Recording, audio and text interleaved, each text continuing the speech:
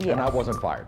Beautiful day today. Temperatures across most of the nation have been on the cool side. In fact, you're hard pressed to really find much in the way of any warm air, with the exception of the desert Southwest and parts of the valleys in California. This is a pattern which looks to continue as we wrap up April and head into May.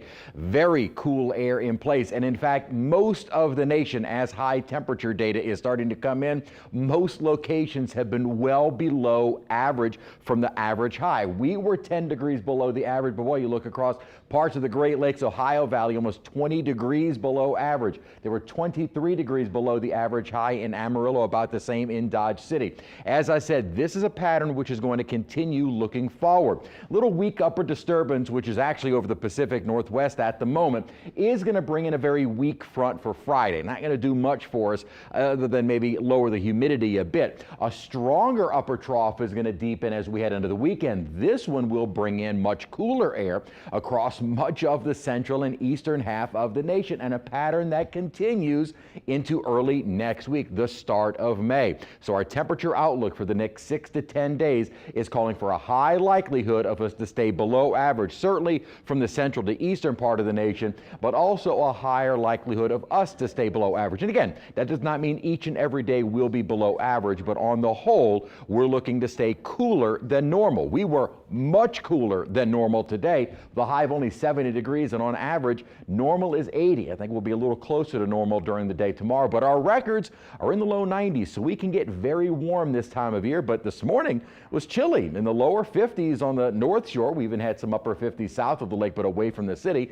and a 60-degree reading at Kenner. A lot of sunshine looking out toward downtown at the moment with a temperature of 68, and humidity is only at 52% with a dew point of 50 degrees. Light winds out of the north right now. So a cool afternoon, and we'll be getting on the cooler side this evening. As soon as that sun goes down, you'll start to feel the change as that dry air will cool very efficiently as soon as we lose that sunshine. And even tomorrow, I think our humidity values will stay in the comfortable range, lower 50s, then starting to get by later tomorrow night and into Wednesday, a little bit more of a humid feel because we will start to see more of an onshore wind. Light winds out of the north at the moment will change to more of an easterly direction by overnight tonight and into the day tomorrow. But we've had going across the Gulf Coast today these little weak upper disturbances. That's what kept us under mostly cloudy skies early in the day today, and will likely allow for some passing clouds during the day tomorrow. For a time, I think we'll see much more sunshine during the day tomorrow, allowing us to get near normal, more the upper 70s.